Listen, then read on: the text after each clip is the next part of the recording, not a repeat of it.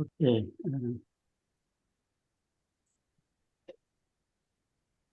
Eva, you're on readings number 6. You have to go further up.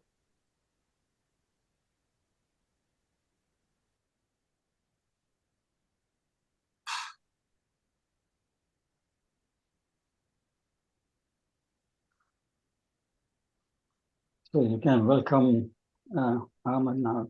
Okay. Thank you, friends, for coming to this Interfaith number 209 forum. I also welcome the newcomers that I haven't seen here before. As Sivo said, we will start with acknowledging the indigenous people of the country, Australia. And then we have a chant and then a reading of some holy writings. And the prayer themes is unity. And then I will introduce our speaker and hand it over to our speaker.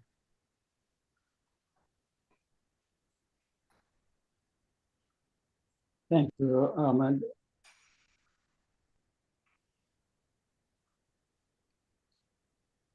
Friends, it's our custom that in Australia we honor the indigenous people at gatherings, and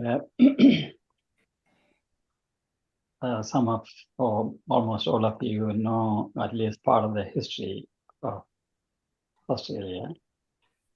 And I found that this particular passage from this one, Message 2023 from the Universal House of Justice, the supreme administrative body of the faith, which says there is widespread acknowledgement that the present day structures of society are ill-prepared to address the needs of humanity in its current travails. Much that was widely assumed to be certain and unshakable is being questioned, and the resulting fragment is producing for a unifying vision. The chorus of voices raised in support of oneness, equality, and justice shows how many share these aspirations for their societies. I give an explanation why I chose this passage, because in support of voices for support of oneness, equality, and justice, these indigenous people have been living in this land for more than 65,000 years, scientifically proven. We don't know exactly how long. They had their own spirituality, culture, tradition, laws, and the like. And they preserved this Mother Earth or the land in a way that no one has known how to. And with the coming of the foreigners 200 odd years ago, everything was turned around, and their lives have been in a chaos, and they are not having that equality and justice even now. But they show these virtues of patience, love, and kindness in spite of all these atrocities.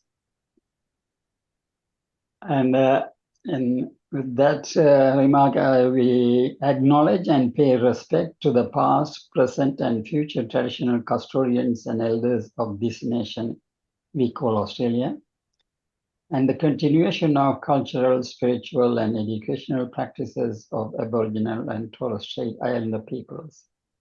We acknowledge Aboriginal and Torres Strait Islander tribes were the first sovereign nations of the Australian continent. The Gadigal of the Eora Nation are the traditional custodians of this place we now call Sydney.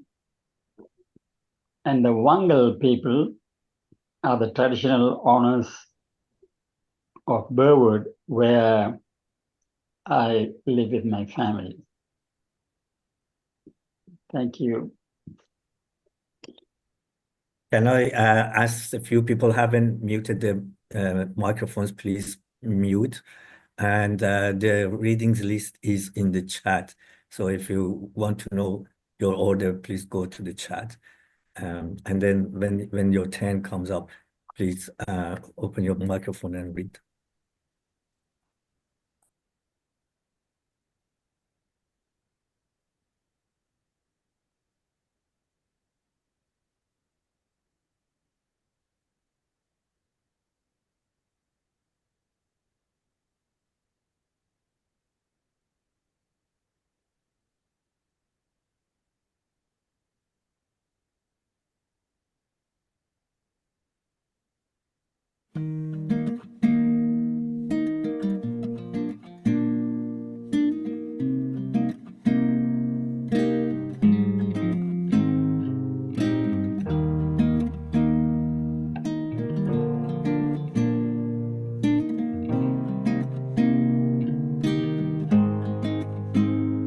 Unite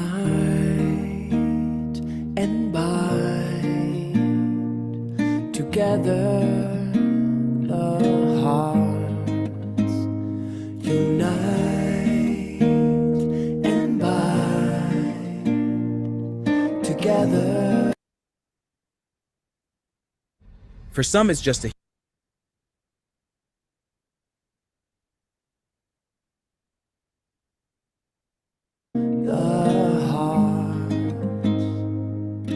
Joining the chord, all the souls. Joining the chord, all the souls. Oh Lord, make these faces radiant through the light of thy oneness. Unite and bind together.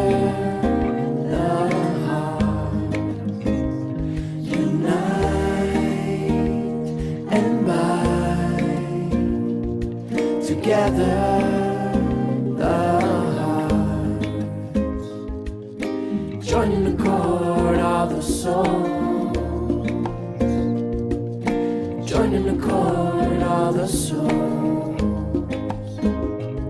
Oh Lord, make these faces radiant through the light of thy oneness.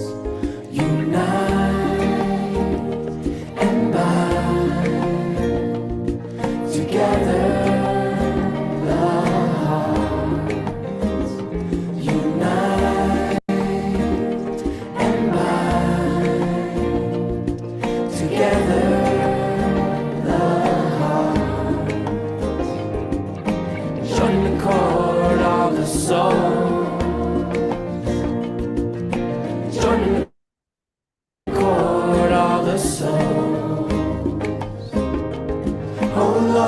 Faces radiant through the light of thy oneness. Unite and bind together the hearts. Unite and bind together.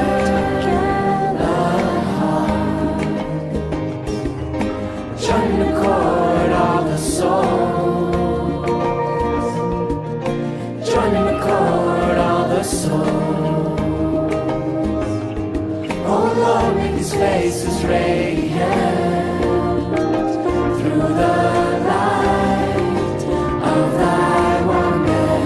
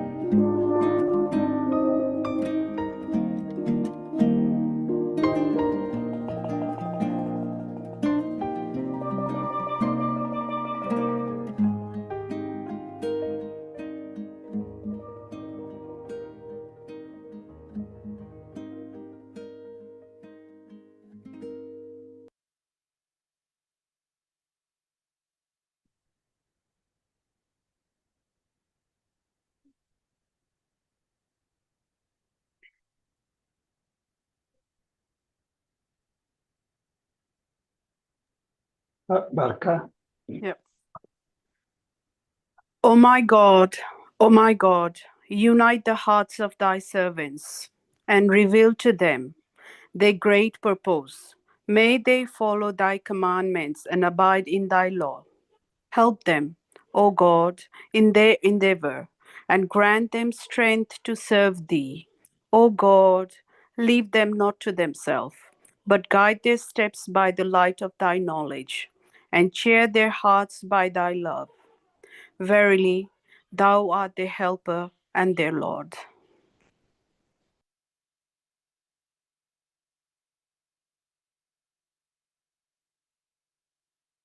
Be united, speak in harmony, let the minds apprehend alike. Come on, be your prayer. Come on, be the end of your assembly. Come on, be your resolution. Come on, be your deliberations. Alike be your feelings. Unify be your hearts. Come on, be your intentions. Perfect be your unity. Hinduism, Rig Veda.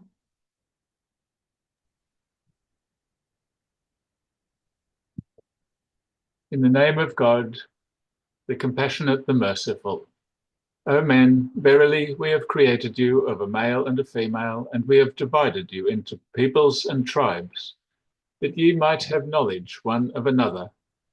Truly, the most worthy of honor in the sight of God is he who feareth him most. Verily, God is knowing, cognizant. The Arabs of the desert say, We believe. Say thou, Ye believe not, but rather say, We profess Islam. For the faith has not yet found its way into your hearts. But if ye obey God and his apostle, he will not allow you to lose any of your actions, for God is indulgent, merciful. The true believers are those only who believe in God and his apostle, and afterwards doubt not, and who contend with their substance and their persons on the path of God. These are the sincere. Islamic scripture.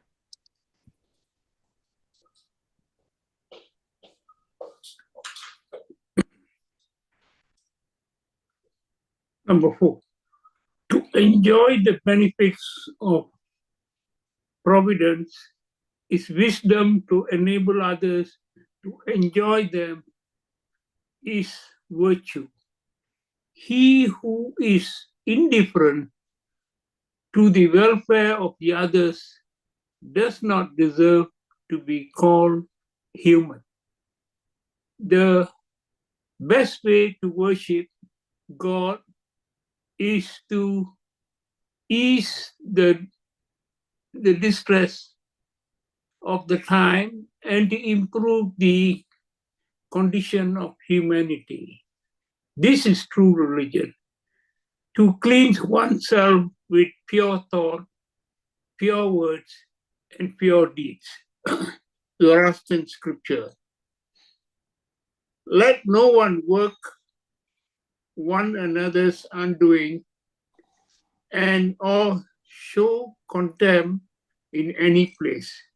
Let no one wish harm through provocation or resentful thought. Just as a mother will, with her life, protect her child, let all embracing thought for all that leads to yours, and all embracing love for all the universe in at the height and depth and breadth. Baha'i scriptures. What is scripture?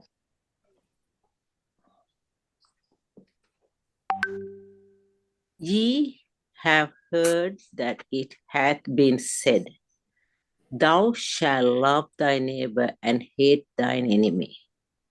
But I say unto you, love your enemies, bless them that curse you, do good to them that hate you, and pray for them which despitefully use you and persecute you, that ye may be children of Father which is in heaven. For he maketh his sun to rise on the evil and on the good, and sendeth rain on the just and on the unjust. New Testament, Matthew 5, 43 to 48.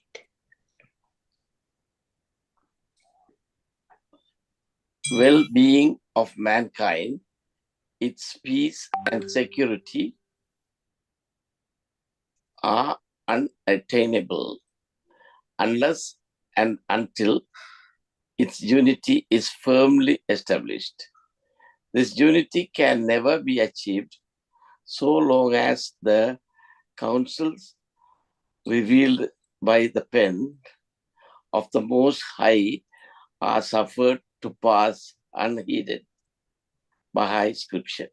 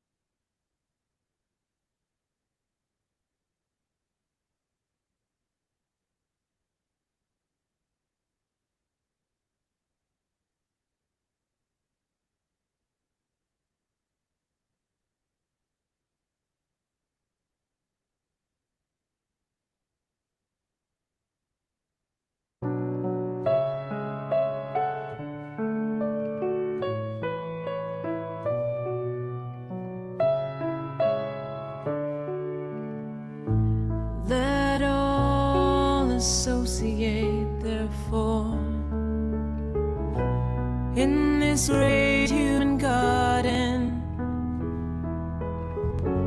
even as flowers grow and blend together side by side.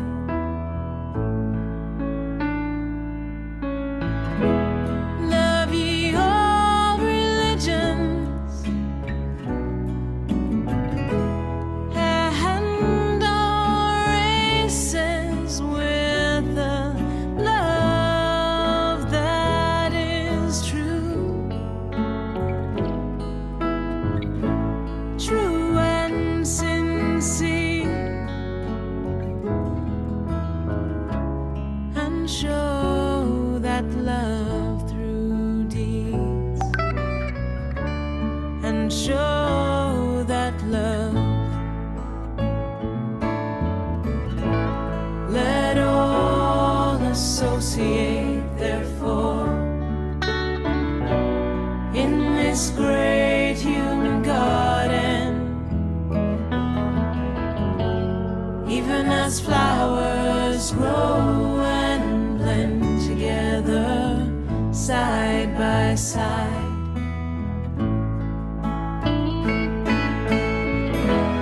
The tongue of grandeur hath however in the day of his manifestation proclaimed it is not his to boast who loveth his country, but it is his who loveth the world.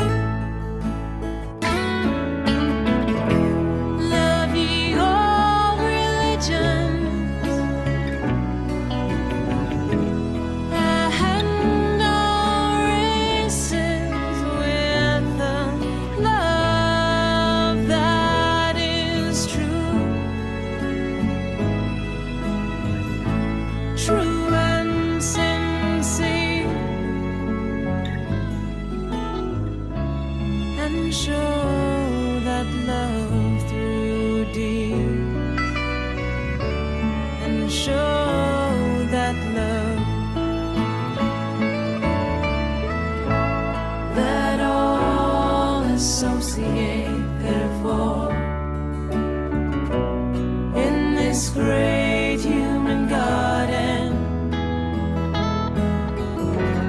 even as flowers grow and blend together side by side.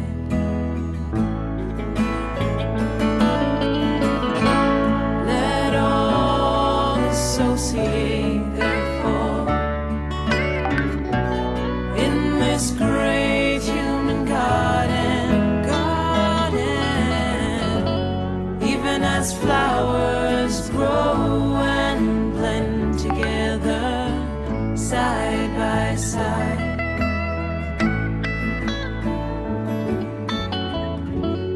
Even as flowers grow and blend together side by side by side.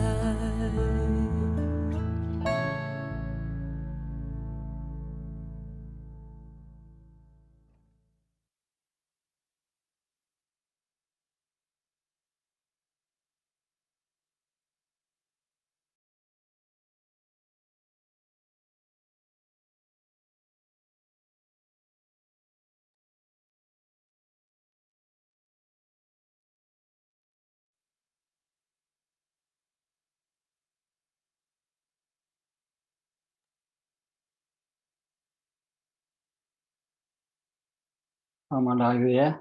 Yep. Sorry, my internet cut off a bit, so I wasn't able to listen to the readings. Anyway, thank you, friends, for reading those readings, and I welcome the newcomers here. Welcome to the Interfaith Forum meeting of 209. We have a distinguished speaker tonight, and let me introduce him for you. Dr. Narendra Pandey has over 30 years of teaching experience at the Electrical Department of the Institution of Engineering, Triphaven University. After retiring, he joined the esteemed United Nations Office of the High Commissioner for Human Rights in Kathmandu, Nepal, between 2007 and 2013. He's passionate about the interfaith movement, which commenced in Nepal in 1990, representing the Baha'i community. He embarked on as a participant. His journey into interfaith began. Since then, he has been actively engaged as a speaker and consultant in delivering, conducting, and coordinating training sessions across various regions of Nepal in collaboration with all United Nations NGOs and government agencies. Currently, he serves as an advisor and board member for several interfaith organizations and Religion for Peace in Nepal. Each year, he initiates programs such as Interfaith Harmony Week and World Religious Day. He's an academic who holds a PhD in Media and Interfaith Dialogue. He will speak on the topic of interfaith dialogue and media for us. I welcome Dr. Pandra.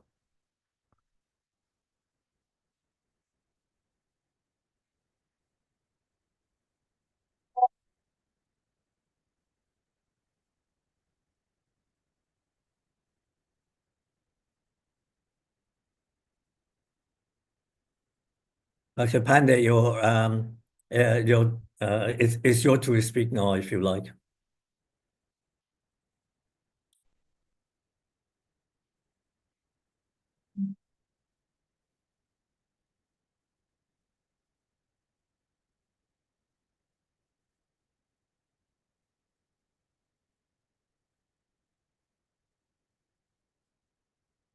I noticed that he's still mute, so I'm wondering whether he's got the same problem as I had. My internet went off.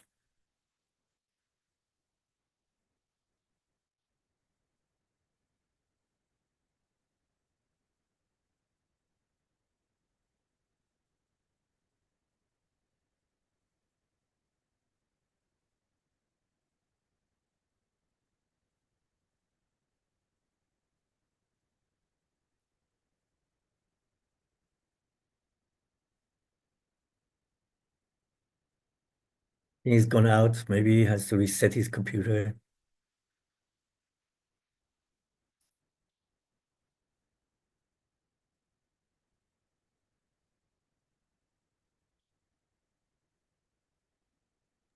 In the meantime, those who have joined from far, Isaac Gamo, can you please introduce yourself? From where and how did you hear about this program? Olga Lateva, would you like to introduce yourself? Isaac? Yes, please. Thank you so much for the privilege. My name is Isaac Gamo from Liberia. I received the information from the WhatsApp platform created for West African Baha'is. Thank you. I'm happy to be here. Thank you. Yes, Welcome to our meeting. yes. Olga, would you like to introduce? I think you have been here before once. Yeah, I think Olga has been here before.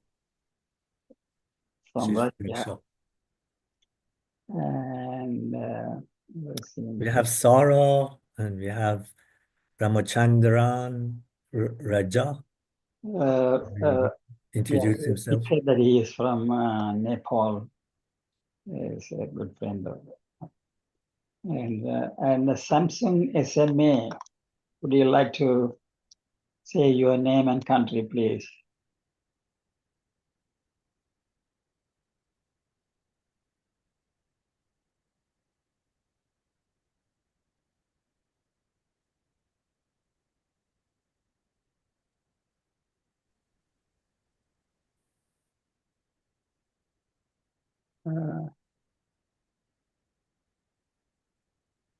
Well, I will try to call him and see what is happening.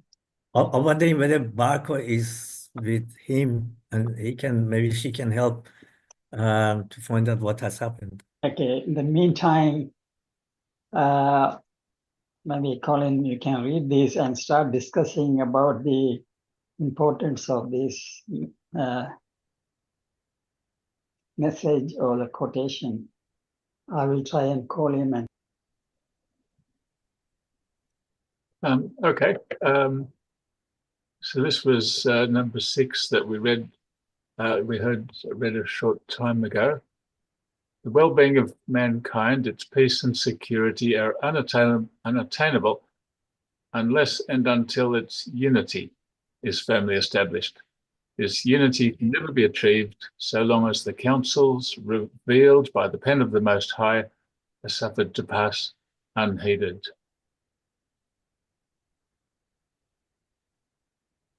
oh, 1 second. I think his mic is on.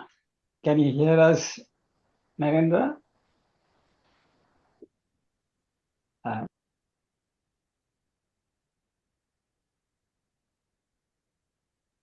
Colin, you can continue. Yeah, I see Galaxy A12 is joining. I'm wondering if that's Narendra. All right. While we're sorting that out, well, I've often thought this was an interesting passage. What does it mean? Why is unity a prerequisite for peace? Why can't we have peace first and then worry about unity?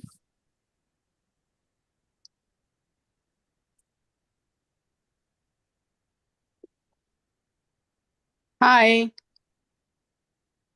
Hello, who's that? I am Baka. I'm Narendra's daughter. I just spoke to him and he's having an issue with the Zoom.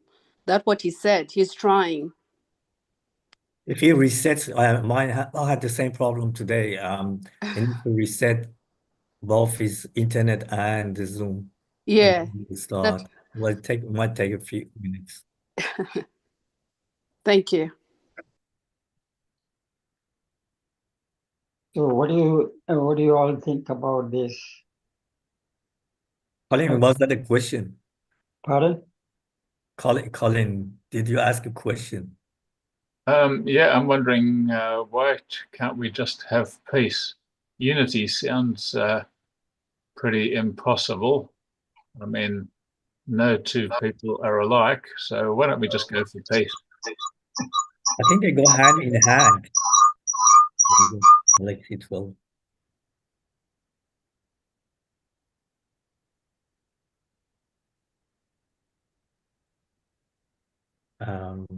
Colin, the answer is the peace will not come easily.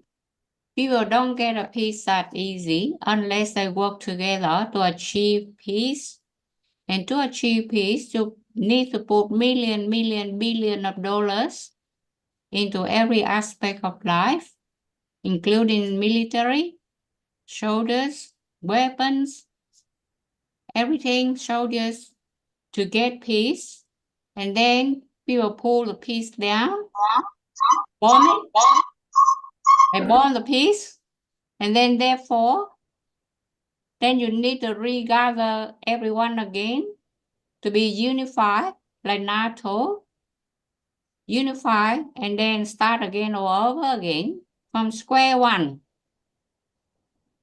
Okay, that makes sense, because the world is putting billions of dollars into armies to try and make peace.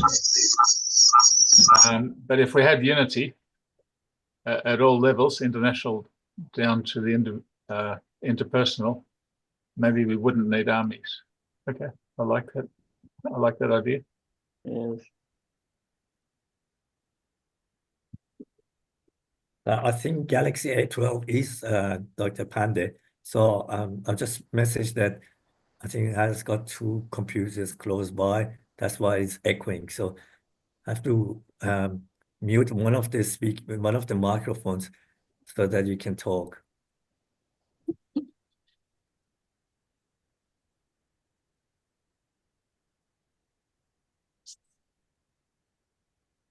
Can you hear me?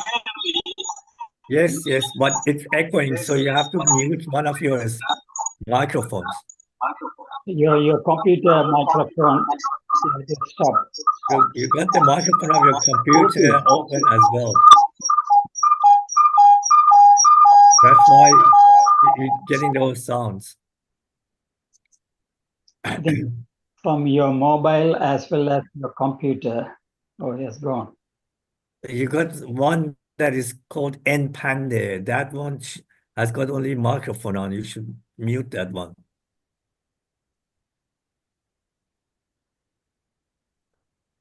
If you want, I can mute you.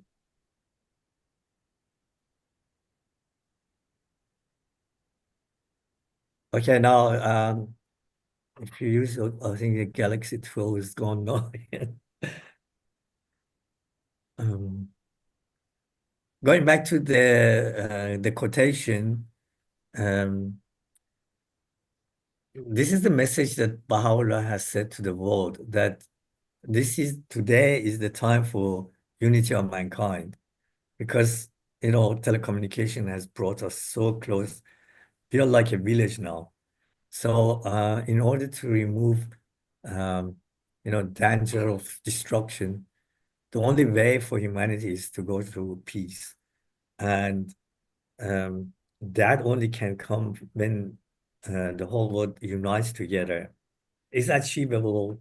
It's like Berlin Wall. People thought that it's never going to fall down, but in 1 week it fell down. So it's not difficult as long as the humanity comes together in consultation to achieve it.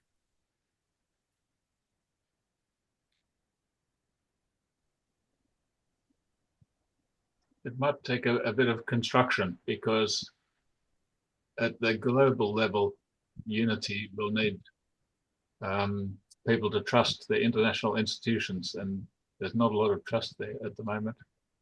Yeah, exactly. The trust is most important in unity.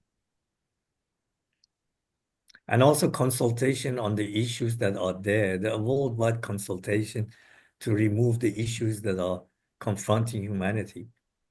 A polarization that we're seeing today is not helpful. It will not achieve unity of humanity.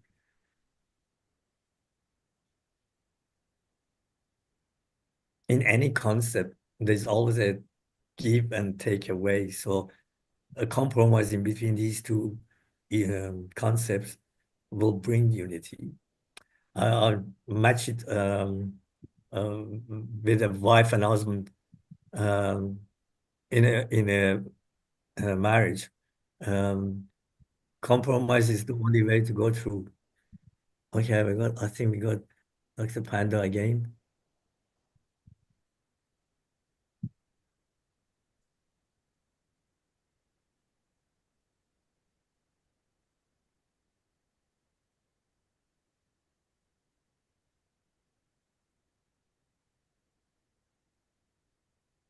I think he opens in two ways because he's got an Panda and it's only a microphone, no camera. And then he uses his mobile. And you continue the discussion while he sorts this out. Okay. So any other people want to put their opinions on this topic, this quotation? That would be lovely.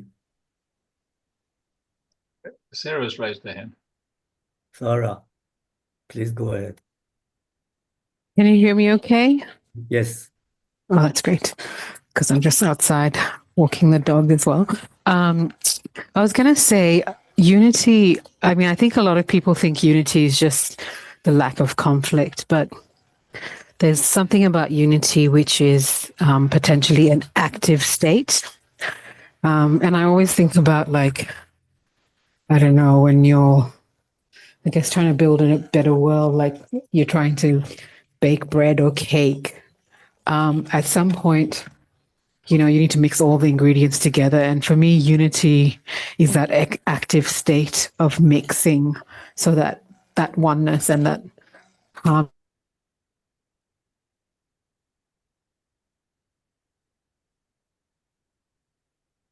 Oh, I lost you, Sarah.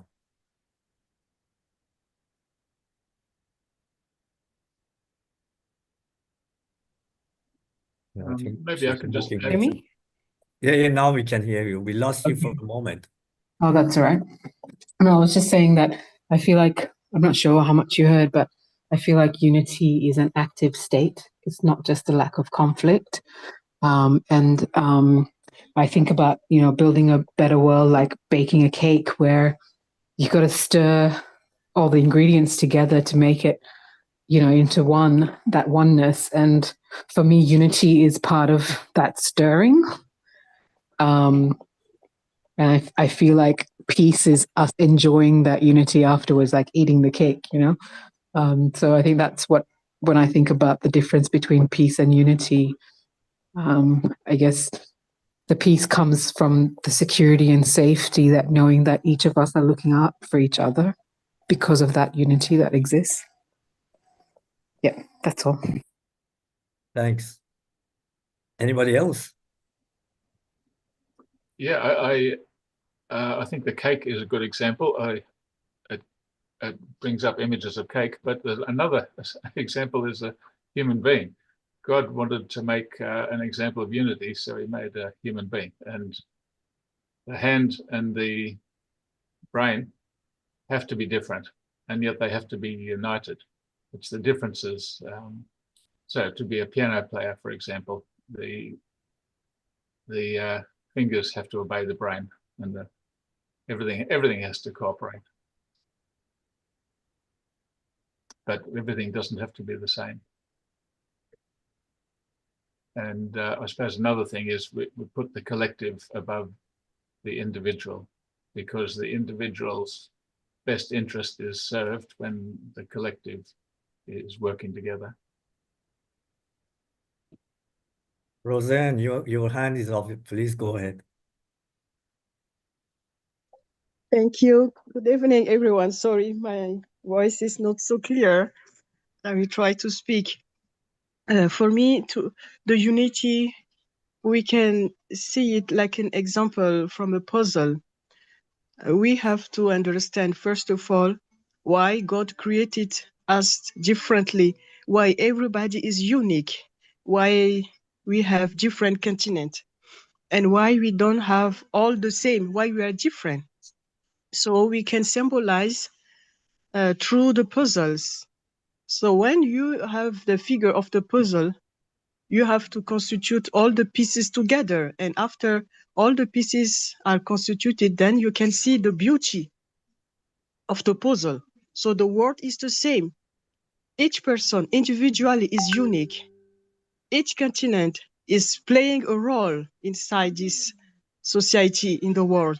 So once we're gonna understand this one and we come together, then we're gonna see really the beauty of the creation of God.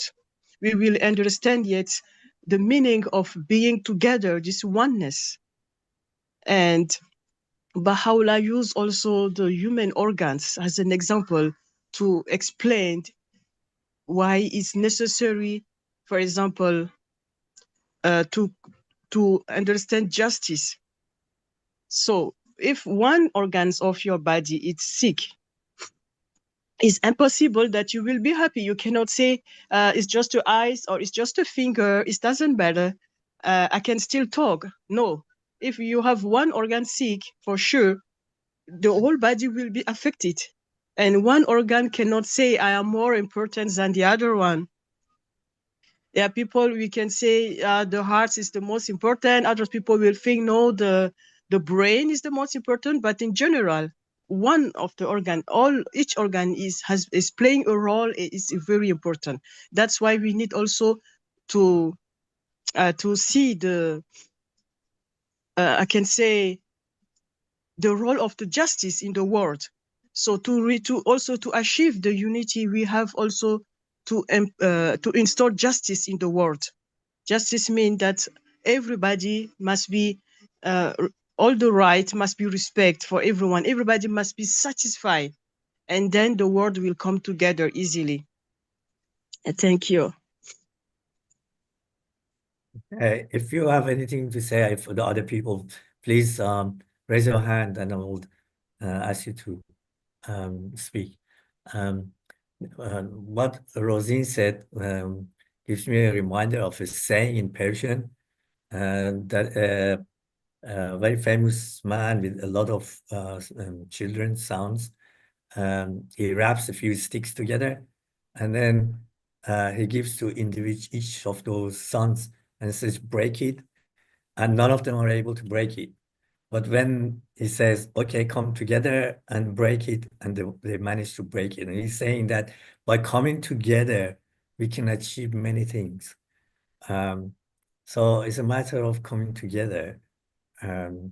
Peace is easy to happen once people come together. Anybody else would like to say? Vishnu, Isaac, Olga?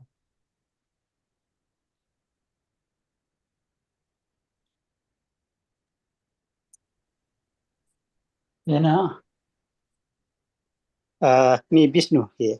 Okay. Actually, when we talk about the unity, to be unity, there should be diversity. There's a diversity. That's why we always talk about the unity. And then, like mostly this developed country are multicultural now. The one neighbor is from one continent, another one is from different, another one is different. So if we bring the unity among the neighbor, so our neighborhood can be peaceful. I think that this is the same principle for the worldwide keeping peace. But the problem is, I think, the trust, mutual trust, not trying to know each other, and then always one problem are bigger. Everyone is thinking my problem is big. I'm always in problem. I think it's the peace and the unity are not in the priority, I think. Thank you. That's all my time. Thank you. Thank you. Pino, but before Pino talks, can I ask Barker to ring his father and say, just use his mobile? I'm talking to him. Don't worry. You continue your discussion. Okay, Pino, please tell us what you think. You're muted. The examples are all so good. and even delicious. Making the cake, I feel like I was tasting the cake itself. It's so true. So you enjoy the cake with a little bit of nuts in it and a little bit of sultana or dried grapes in it. You know, all this additional, you know, coming together, mixing together. Like we are coming here together right now. Isn't that delicious itself? This, our getting together here itself, giving our views, is like giving our contribution towards a very good, what you call, topic of unity. So what will be the result? It will be a cake. What will be the result? It will be peace. What will be the result? It will be beautiful bouquet of flowers. Just like we gathered together here right now, like different flowers. You are unique in your own way. So our differences actually is the beauty. It's intended to be that way. Because if you go to the garden and all the colors of the garden is maybe blue, only blue, you prefer to go to the garden that has got other colors, right? I don't want to see this. I've seen from the start to the end is blue. Then I don't need to see. I want to go to other place and see the different colors of flowers. So, you know, a lot of of examples or analogy, like music, the guitar, for example. Even the strings of guitar have different sizes. And the tune, when you strum the guitar, the tiny one, it sounds high pitch. Then you go to the higher, becomes lower and lower, and there is this thick string on the top, which is, we call it a bass or bass. and it is lower. And mixed together, this tune make a lovely music, and we all enjoy. So being here, I feel like we are all singing together happily. Thank you. As Pina says, unity in diversity is very important for unity. So Sivalangam, you're next.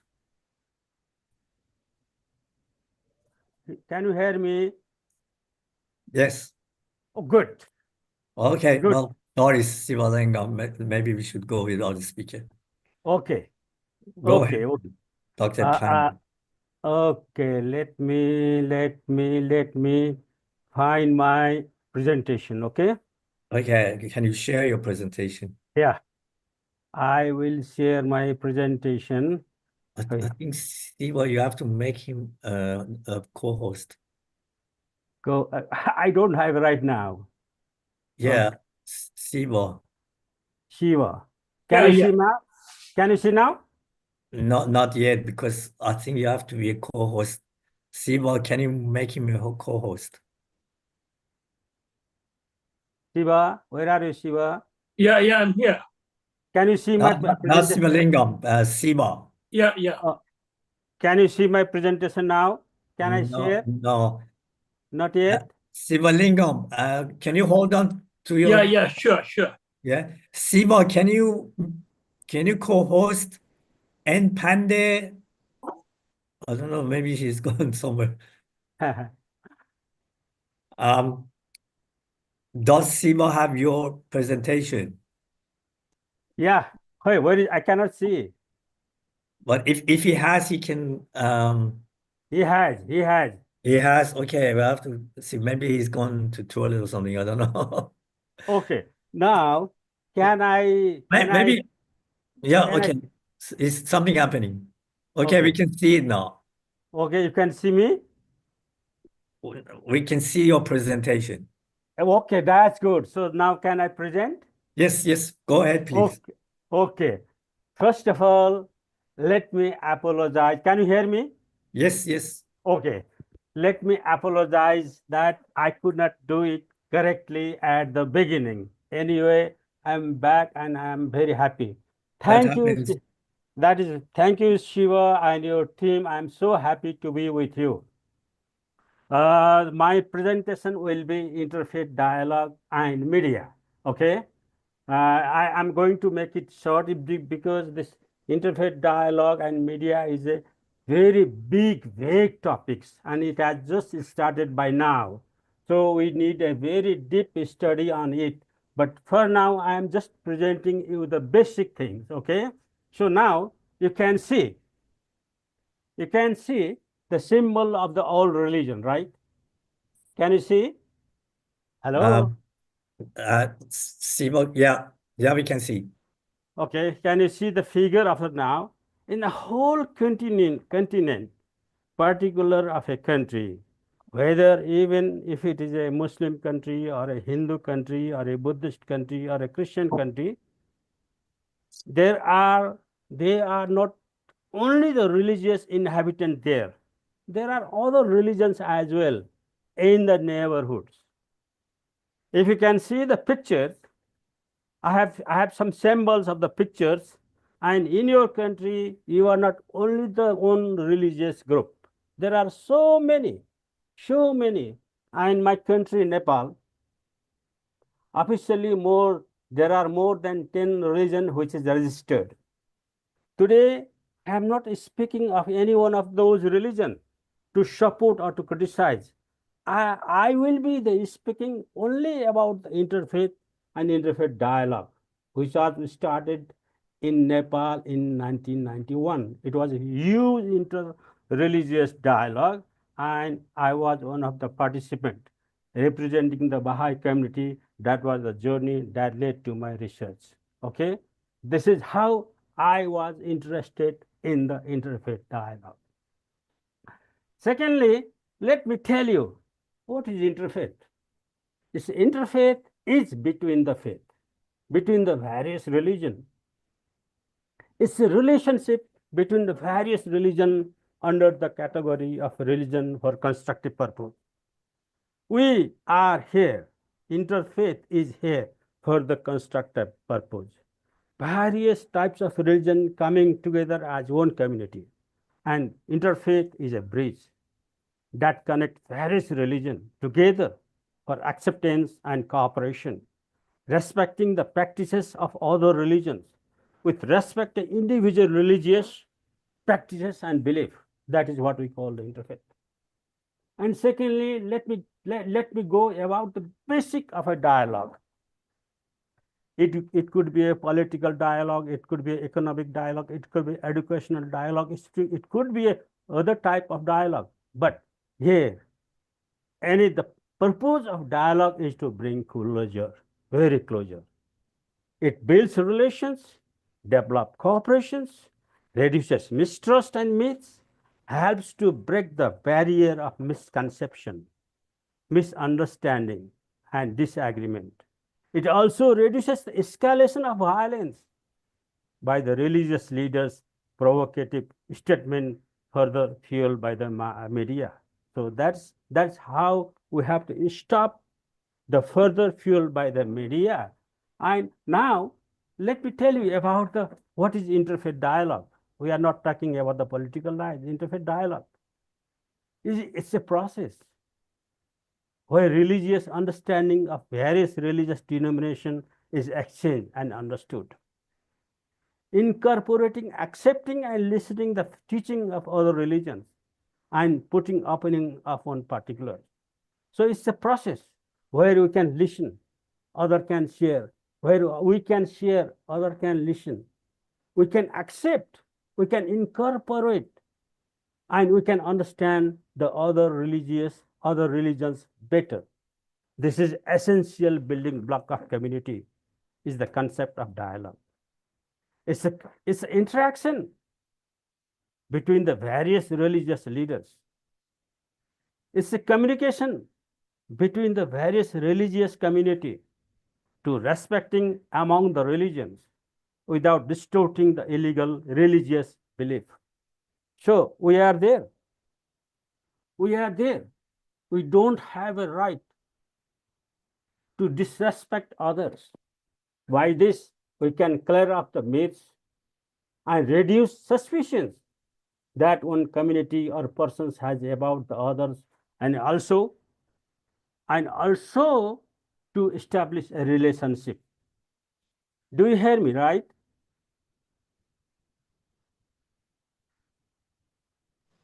Yes, we hear you, Wa. Okay, good.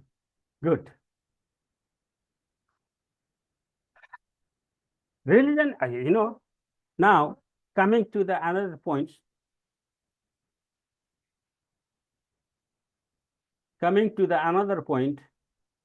What is the purpose of interfaith dialogue? In every occasions, people ask us, why do we need a dialogue? Why do we need interfaith dialogue? What is the purpose? The purpose should be very clear. Interfaith dialogue is not to convert the others. People think that they are very old religions. They are a lot of money. They have a lot of resources. They are everywhere. So they want to dominate the other religions, other minor religions. So the purpose is not to convert the others, not to seek to criticize because they know better the others.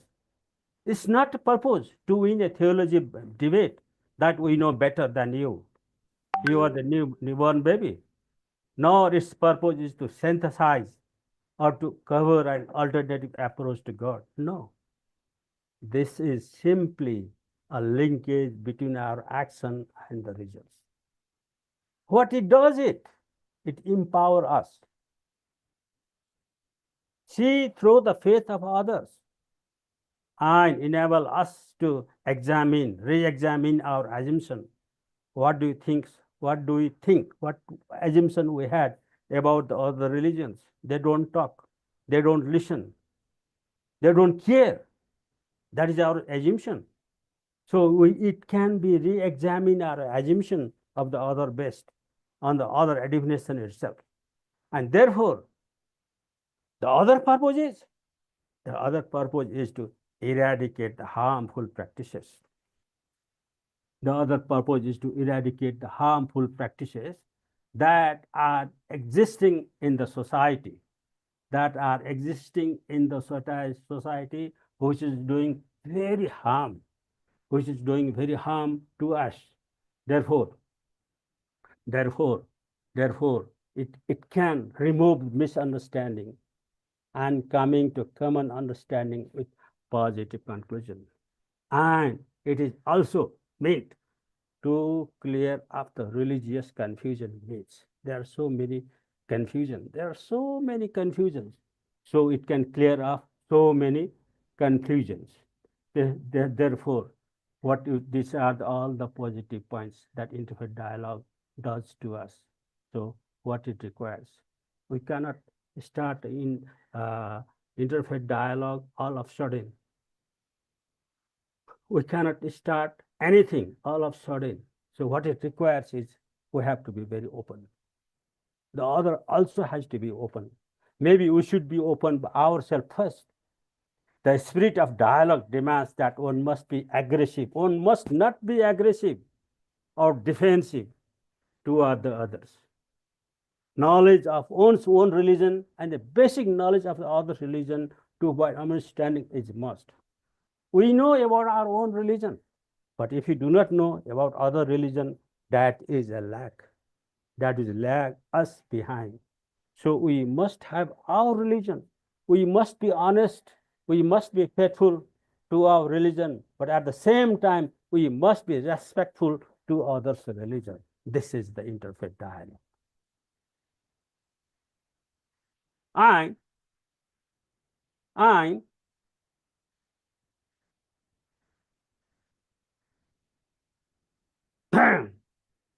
And now we are talking about the media. How media engagement with the IFD, interfaith dialogue.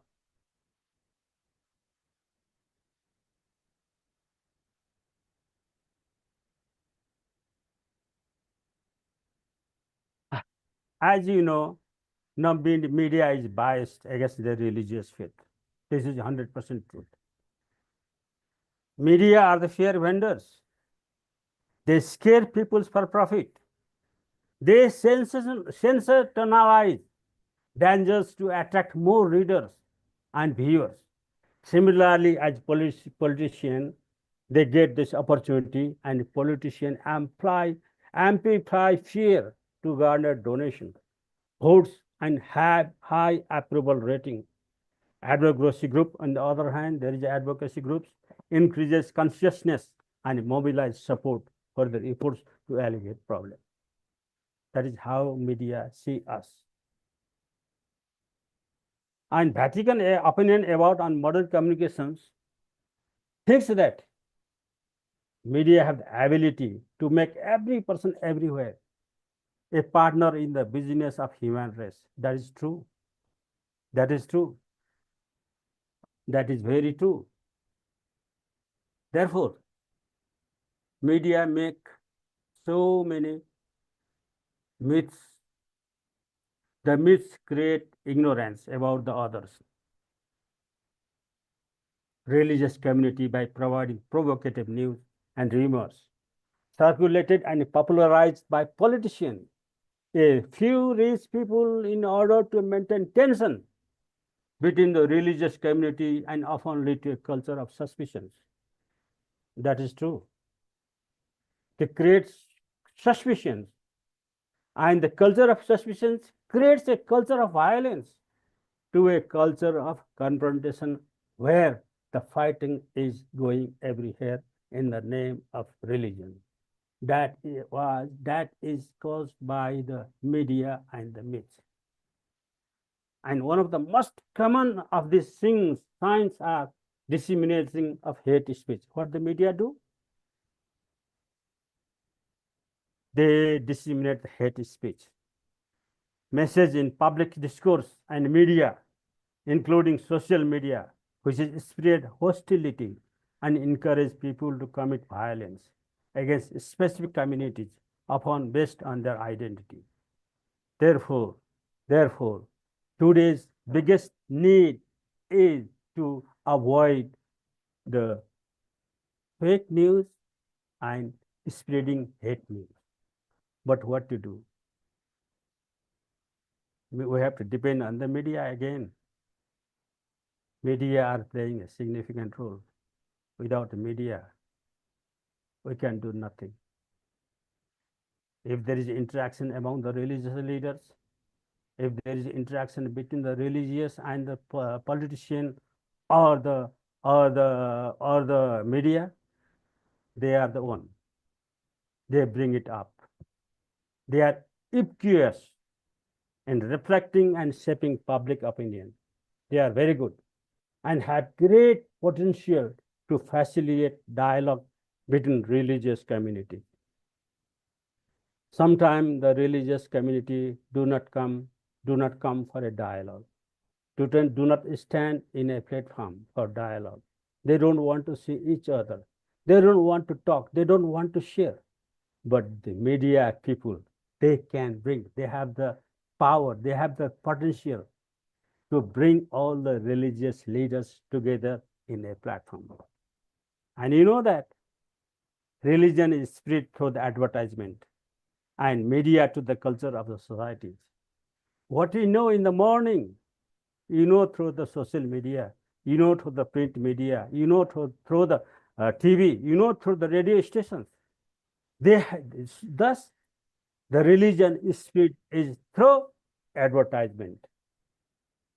And again, the media are skeptical of religions. They don't like religion. To be very frank, they don't like. They don't want to get any news from the religious perspective. They don't want that. And they want to maintain a distance with the faith community. I don't know what is this. The reason that media do not report is due to the fact that media and religion have always been naturally linked. Always has a residual meaning. They don't like us. And the religious group also don't like the media.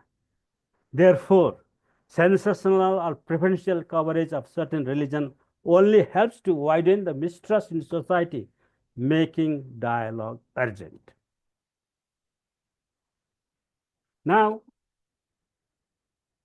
maybe I took so many time.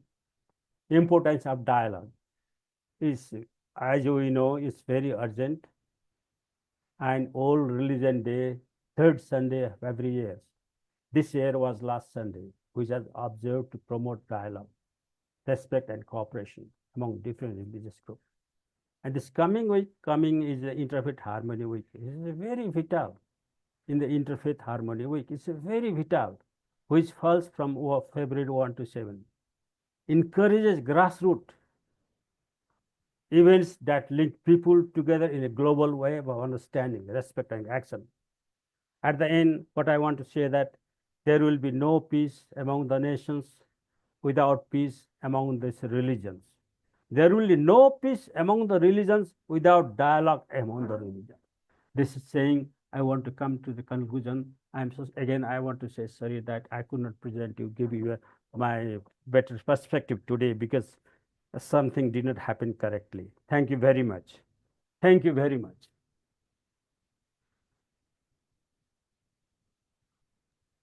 Okay, thank you for that, Dr. Pande. So there's a number of topics there that we can discuss. Yeah. So if you like to ask a question from Dr. Pande or give ideas that you have, please raise your hand, your digital hand, and then I'll let you to speak. Yung, you've raised your hand. Please unmute. Yes, thank you, Doctor. It is a very important subject. I also study communication and media. And as you say, the matter is complicated because everything is under the law. Very important that I have to remind people the law at the moment in Australia, we have to be careful when we go through dialogue and dissemination of hate speech. If people get caught in it, they will have to be responsible in front of the law, the government law, and get all the consequences of whatsoever. Because when you study social media and dialogue, it's more like you study diplomatic procedures and work instruction. We cannot say whatever we want to say because it's more like a diplomatic issue. That's one thing. The second thing that we have to be like neutral because anything that people say, if some people they don't understand, they will give you the idea that oh, that person is very radical, and even you are not radical, right? Like you don't think you're radical or whatever, but people will look at you like, oh, that scholar is so radical, and for our law, radical is not a good thing. No. So that's why I'm saying I'm just here to divert your issue a little bit on a right or left or hand or whatever. Or we cannot go, head to head like lock head. No. And locking head. I mean, we got to be diplomatic here. Yeah. Just like we go and say we shake hands with people. Yeah. But we had to take our gloves off so we can shake hands properly. But nowadays, people have to wear gloves to shake hands. Yeah. I mean, it's more like diplomatic. It's not like an old French friendly way. The French people, they shake hand, The kiss hand with a glove on, no problem. But now with the, different culture, people say, oh, you kiss the hand, you got to take the glove off. That a culture sensitive. Yeah. And so it's the same thing with religion. And the other thing that people need to have a lot of knowledge when they talk about things on the interfaith. Because most of people, they don't have time to learn all the books, because they're not a scholar and they work very hard in a farm. There's a lot of children in the agricultural area, and they work in a farm And if you Mhm. are an educator, you Mhm. are sent to that area, and then Mhm. the children come into the classroom and they fall Mhm. asleep. They fall asleep, and you say, "Why didn't you study the paper I gave you yesterday?" And the Yeah. kid said, "Oh, you're teaching about going to the space, going Yeah. to use the Sputnik to fly to Yeah. the space. But Yeah. yesterday I didn't have time. I have to work. I have to earn money for my mom and dad. Uh-huh. So if they can't earn a living, so they Uh-huh. don't have time to read all the Mhm. books, like Buddha book, Mhm. Bible, and all Mhm. other stories. So Mhm. they don't have enough knowledge to go for Mhm. dialogue. Mhm. Thank Yeah. you. Thank you. Thank you. Thank you. Thank you for the support. Yeah. Any other? Okay, Hello? and Sivalingam, you had your hand up before. Do you want to say what you wanted to say regarding this topic? And then I will go to Colin after.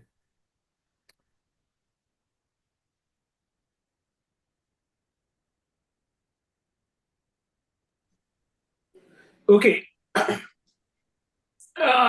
In one of the things, holy writings, they Mhm. said unity. Mhm. Unity will bring about peace in this earth. Mhm. And a lot of political leaders Mhm. in the world are talking about their thinking of unity. Mhm. So they should refer to the manifestation of God, Mhm. who has come with concepts of unity. Mhm. Unity is a very big term. Mhm. You need unity of thought, unity of thinking, Mhm. unity of nation, Mhm. unity of money for the world. Mhm. So the thing is, people are thinking only about their country, their this thing, and they don't think about the world. Unity of the world, unity of the economy of the world. Mhm. They're only thinking of their country. Mhm. They're not thinking about the world. Mhm. How to bring peace and harmony through unity of economic return. For example, right now I can easily say the African nation have been neglected. Mhm. If everybody thinks carefully, Mhm. they need to bring about many things that you'll have unity of economics of the world. Mhm. Everybody have a fair share. Mhm. Some of the countries are having very good unity. Mhm. Very good economic thing. They look after their subjects very well. Mhm. For example, the Western countries have got very good social security system, whereas the Mhm. African countries do not have.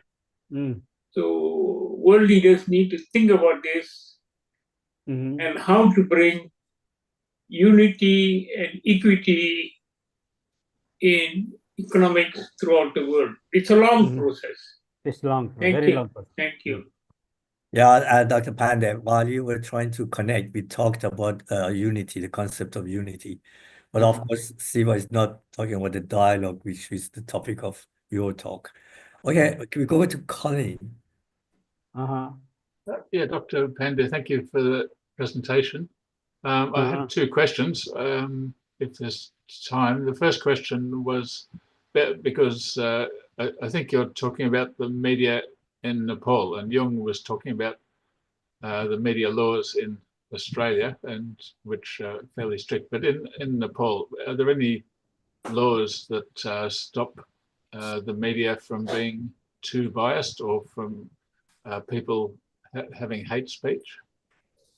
Oh, yes, yes, yes, yes. As I said earlier that media are, by their principles, I don't know, are very biased about the religious followers, And Nepal was a Hindu country, but now it is a secular country. But the most of the journalists, they do not take the minority religious issue, religious freedom, and other things, in positive way. They always highlights only the Hindu populations. They have a TV, they have a news, they have a social media. Everything is only covered by the negative perspective of our minority religion, and this will not bring the unity. That's why they are manipulating the truth. There are issues. They are manipulating the truth. They are misrepresenting the others. These are the situation in Nepal right now.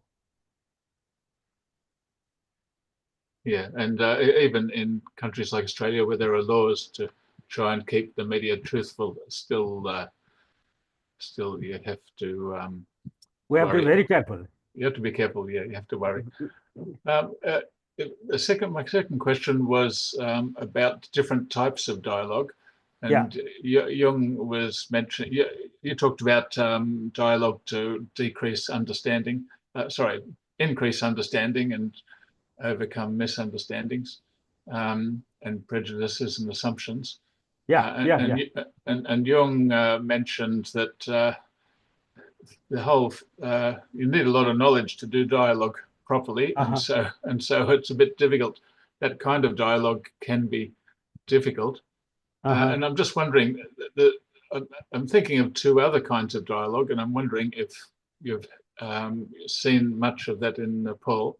And one is where people simply worship together and capture the same spirit, and the other one is where people don't talk about their religions, they just work side by side to solve some social problem. Yes, that's true. But we do not have that much problem, because in Nepal or in Kathmandu or in Nepal, you can see plenty of temples, worshipping place, temple, and there are a lot of deities in Hindu scriptures, like a Devi, Shiva, Bhagavati, Mahadev, everything.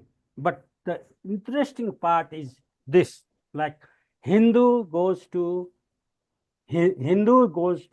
Buddhist worship place, and Buddhist go to Hindu worship place, and Hindus and Buddhists both goes to Christian church as well.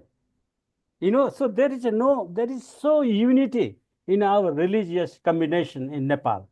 They don't care, but only the difference is created by the journalist, by the media. They want to try, they want to bring the mistrust and myths to cover up their religion. So Nepal is a very good place for interfaith dialogue, and we are doing our best. And all the Hindu gurus, Christians, bishop, the Buddhist monks, and the Baha'is, the Islam, all comes together for the interfaith harmony to bring peace and unity through the religious dialogue. Is that okay? Thank you. Yeah, thank you. That's sounds wonderful. Yeah. Okay, Isaac, you're next. Please unmute yourself. Yes, thank you so much, Doctor. I closely follow your presentation. And there's a lot. So I was one in a lecturer session, and there was a question that was asked: is the purpose of religion is to draw humanity to God? Then the professor asked, why is it that there's a lot of conflict among the religious group itself? And this question was so hard. So I would like to see what could be the proper way of engaging into interfaith dialogue with different religious groups that already have conflicting views. I think so. It kind of being paying attention, and for your place, it seems to be very comfortable, but like place like Liberia, where it's dominated by Christianity and Islam, often in that kind of tension with one another, it becomes so challenging, I may say, in engaging in the dialogue. So I don't know what could be maybe some of these ways that people could easily engage into it. Okay, that's very good. Yeah, I give you an example with a Nepalese perspective.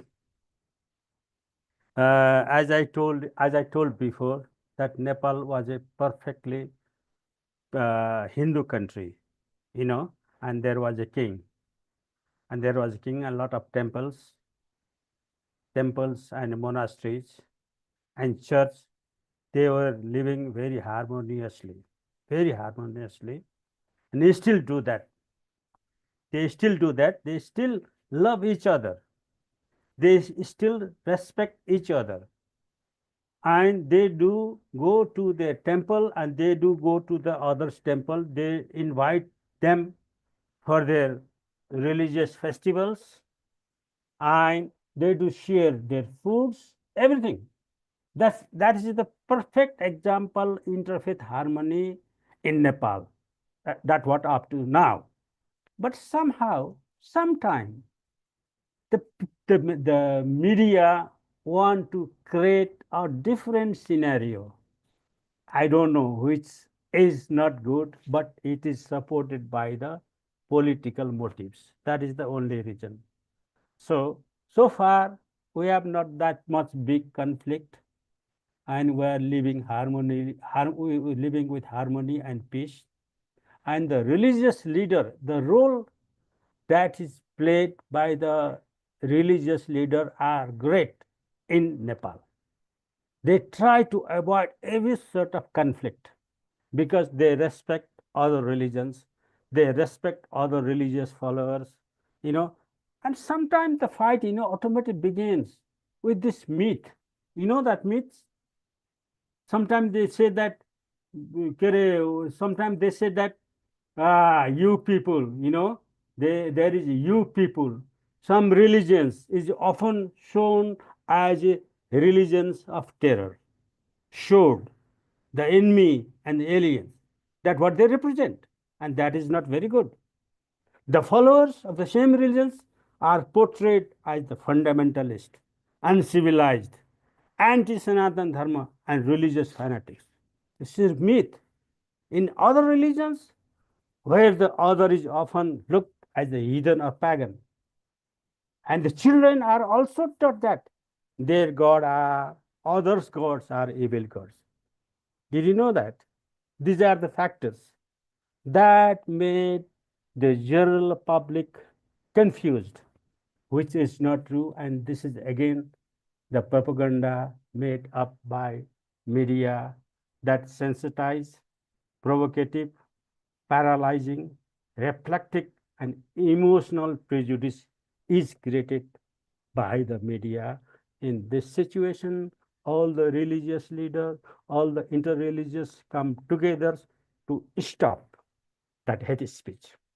They come together forward to do the further peace building methods.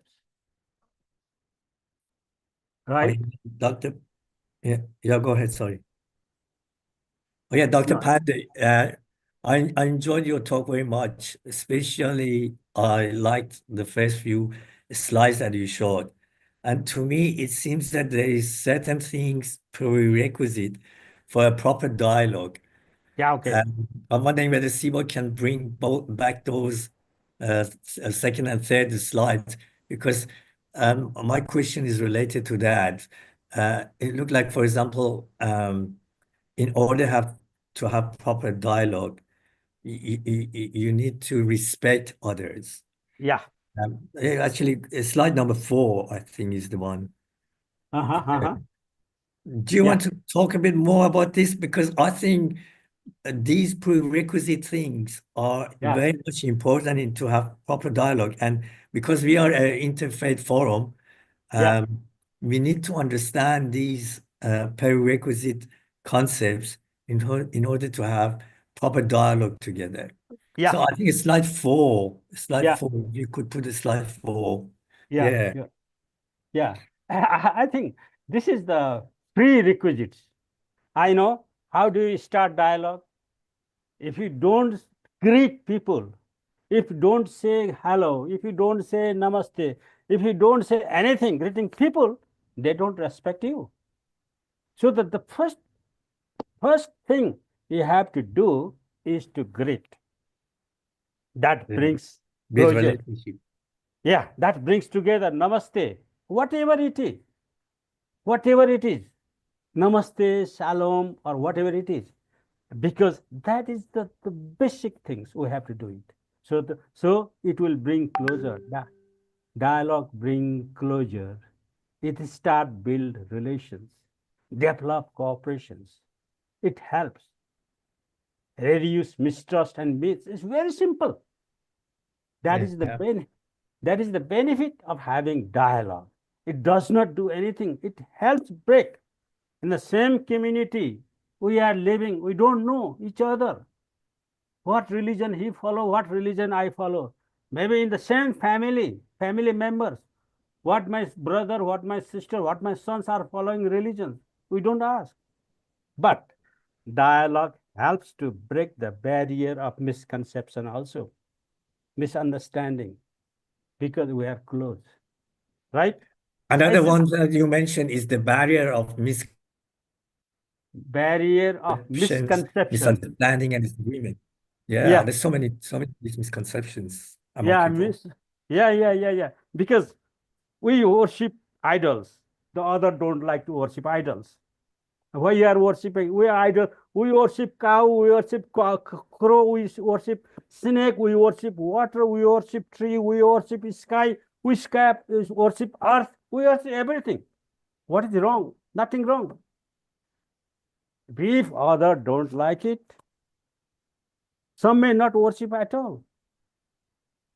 But that is the misunderstanding. Let it be clear that respect your culture, respect your value underlined in your religion, but prepare to be united. Right? Leave all the misconception. Don't criticize other religion. That is the fundamental thing. Don't criticize. Try to bring all the good points you have.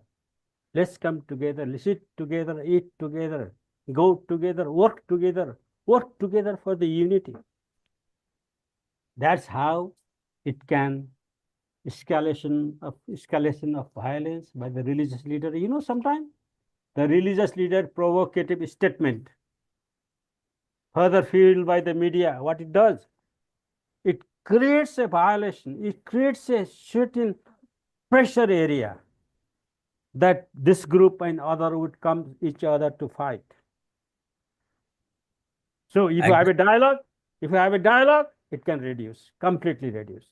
And we have such example in Nepal. Because it was a short topic and my computer did not work, I can give you each and every example in Nepal that was done due to the dialogue, interfaith dialogue. Because we know all the religious leaders, inter-religious leaders together, we work together. So this is the fundamental positive side. Another issue that you mentioned in there is escalation of violence by the religious leaders. And it's clear, like, for example, Israeli and Palestine issues really is provocation by the religious leaders there. A handful of people start such a devastating war between the two groups with no dialogue. Yeah. And dialogue could not happen in that state. That is a very big political issue. And I am sorry to say that in such a issue, not a big interfaith platform could speak a single word. You know, if you see worldwide, universally, nobody spoke anything. I was the one speaking about this. You can, it's in Nepali language, it's in YouTube.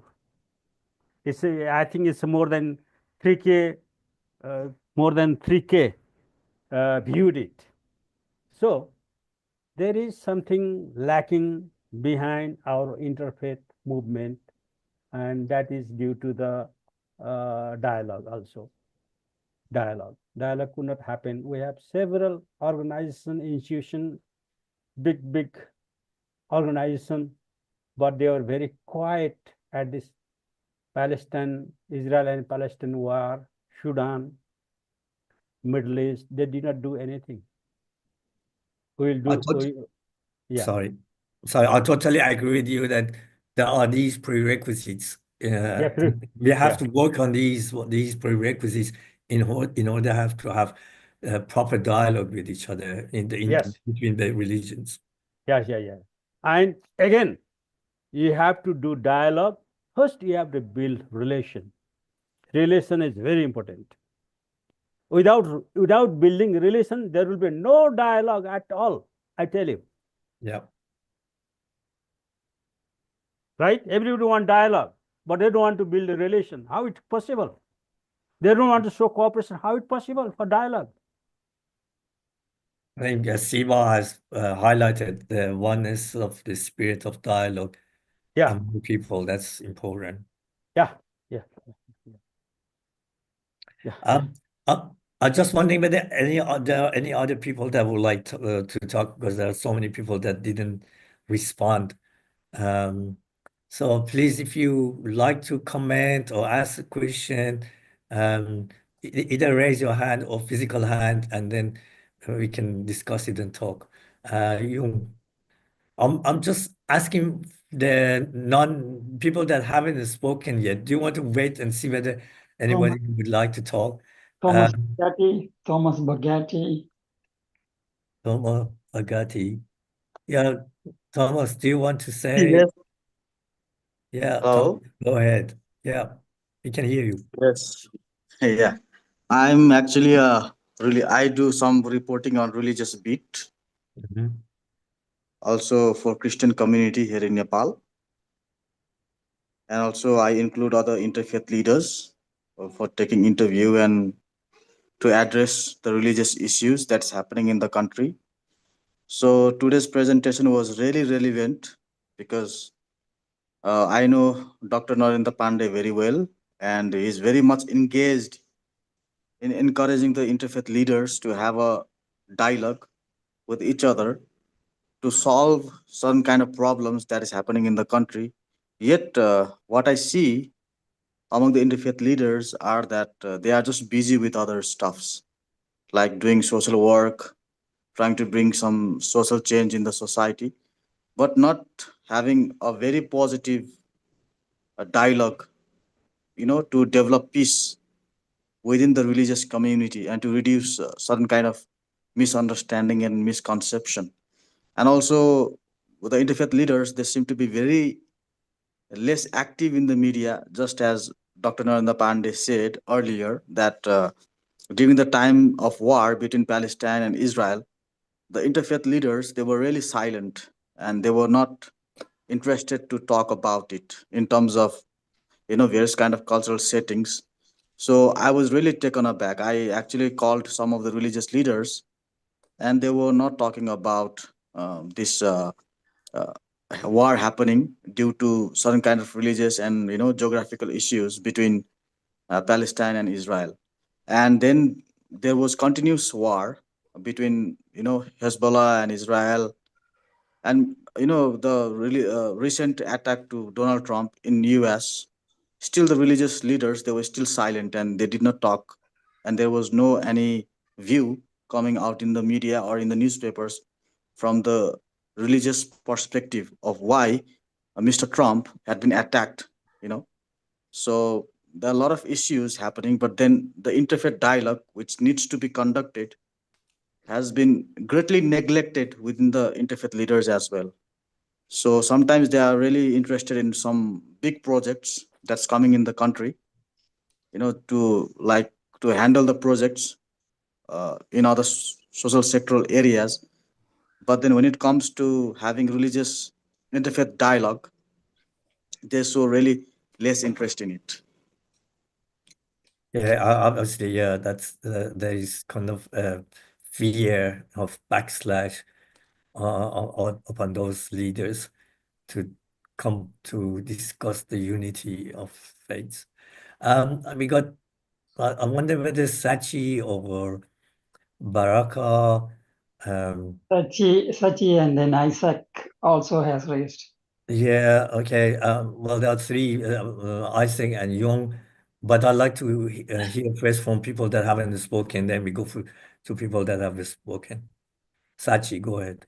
Yeah. Actually, I have a different understanding about this global peace.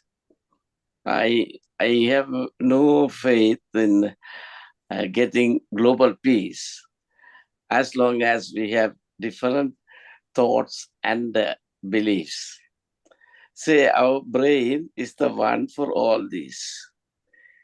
Structurally we are all same. Only functionally we think differently, or we are being directed that way to have so many faiths in the globe. So as it is, the truth is only one thing which we all have to follow. For me, I found the scientific evidences and the historical evidences are the two things. According to that, if we can think on that, we will be all one, united, genuinely.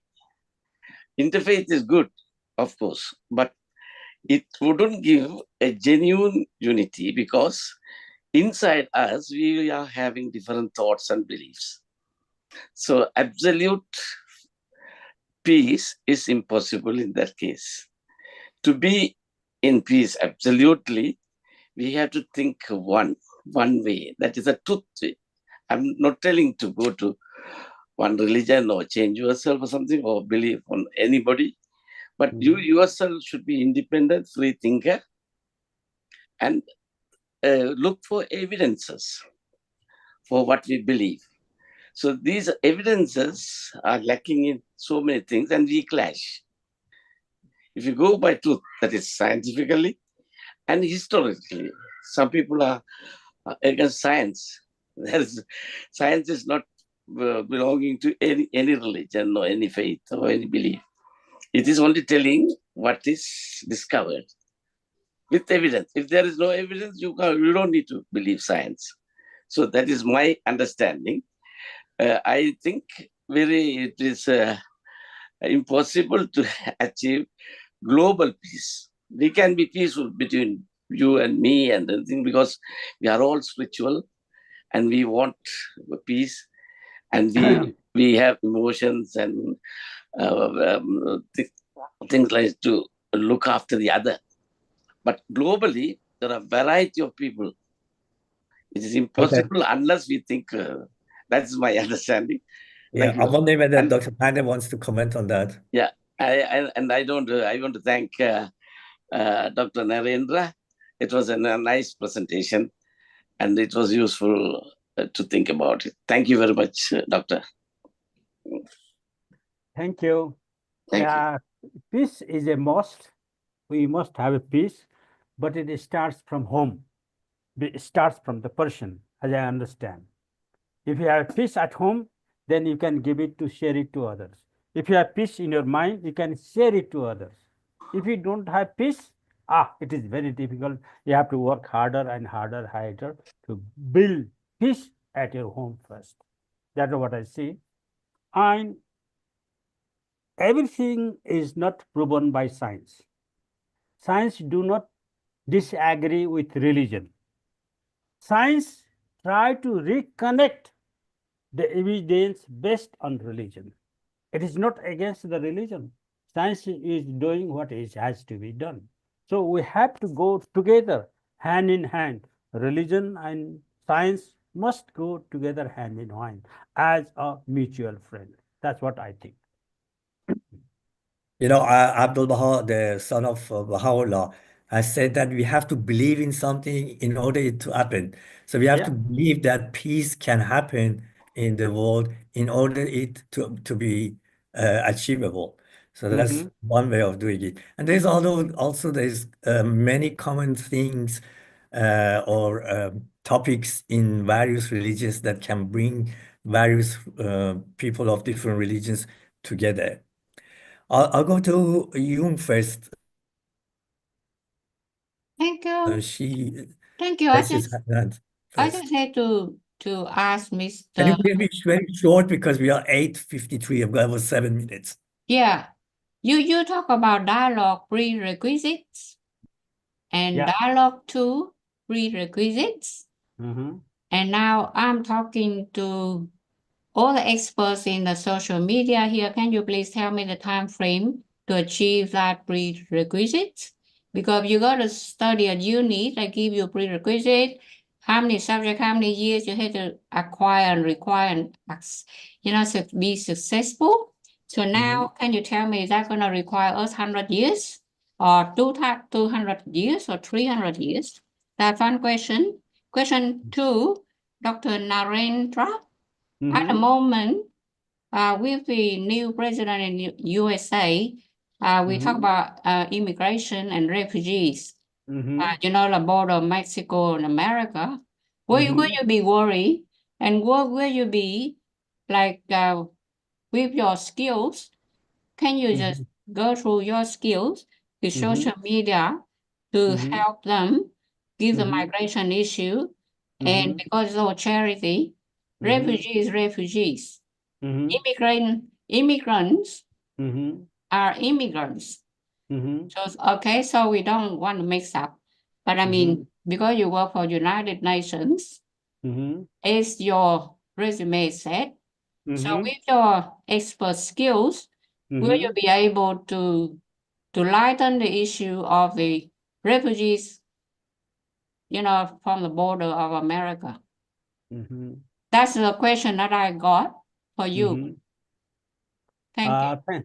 Thank you very much for the questions. But just to be frank, right now I do not have a exact answer for all of your questions because it may take time and it may need a little bit more study about the things that I can tell you. I know that I have worked at the Human Right Office of the Human Organization, Human Right, and but that time these were not the issue, and this is the latest issue is coming up, which I really don't know the exact answer. I'm very sorry to say that.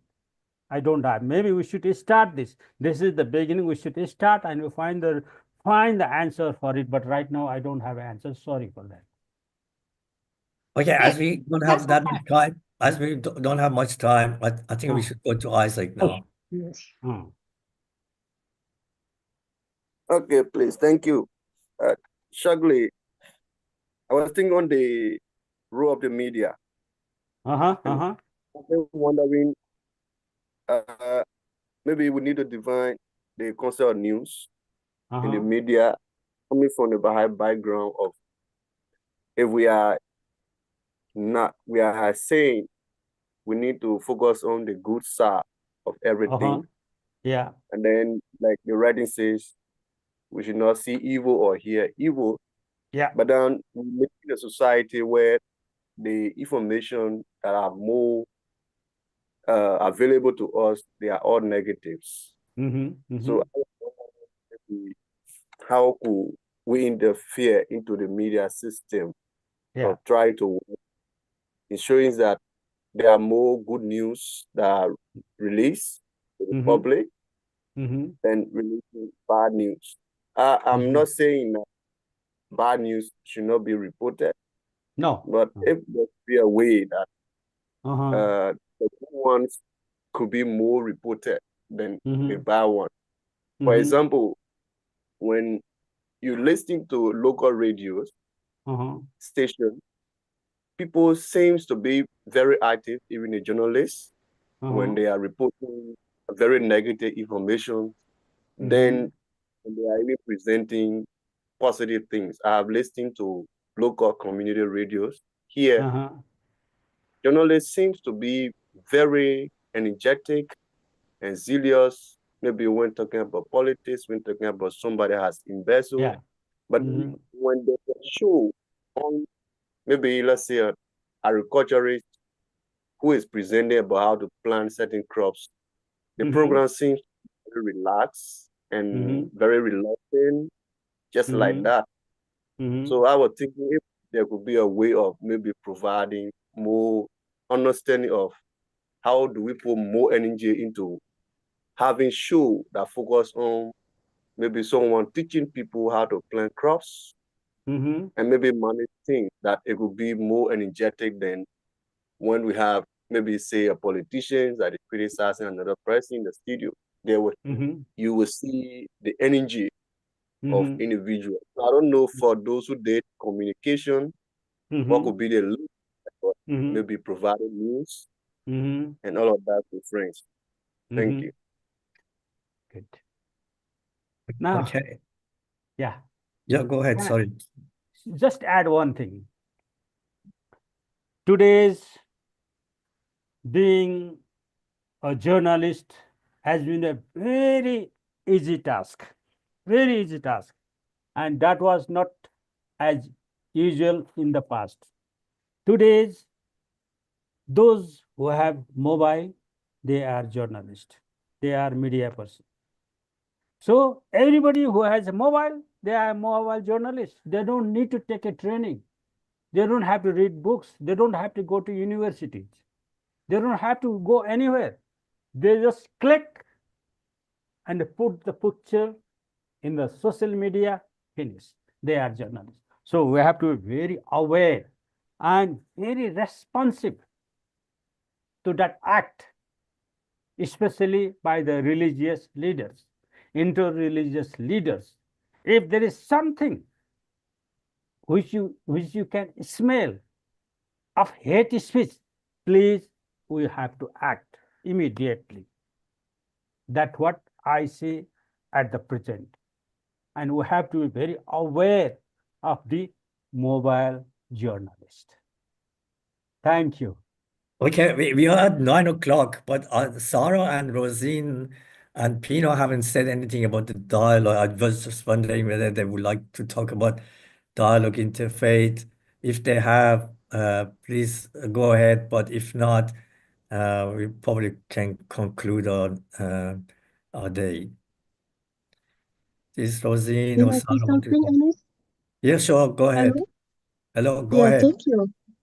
Yeah, I just want to say quick that everything is starting from self-knowledge, because when everybody realized who I am, it's gonna be easier to come to dialogue with others and to avoid prejudice, because what is bringing conflict? It's in general prejudice and fear and doubt. And once everybody comes to self-knowledge, to when you have your self-knowledge, you understand who you are, and you will develop more confidence and you will discover your qualities. And once you have your qualities, you will also develop positive attitude, positive mind. And once you have reached this dimension, it's going to be easier to communicate, to understand others. You don't need to point the finger to blame others or to judge others people. And then it's going to be easier to come together to understand each others. And this is how the unity can be built. Yes. How nice. How nice. Thank you. Thank you. Thank you. May I say something? Yeah, go ahead. Thank you very much for the opportunity you have given to me. But I am so sorry technically that I could not present. I cannot see yourself and I show myself to others. But maybe in future we can do it again, or we can do more subject. But if you need any information, I have my email address and my WhatsApp at the end. You can contact me, or I will write to you if you are interested. We can be in touch. We can be we can begin the dialogue among ourselves. Okay? Yeah, I think even with those technical problems, you gave a very nice talk, and your presentation was clear. Well, thank you for coming and doing it. I'm sure Siva will ask you to come on again and present again. Thank you. Thank you very much. It was a very nice presentation. Hiccups come here and there. We had to overcome them. I will add you to our Interfaith WhatsApp group so we can have dialogue there too, and we can learn from each other. And also, you can introduce some speakers from other religious background for future. And I just anyone, want to ask one question, and that's whether Barca helps you in our endeavors and getting an example from the Father or not.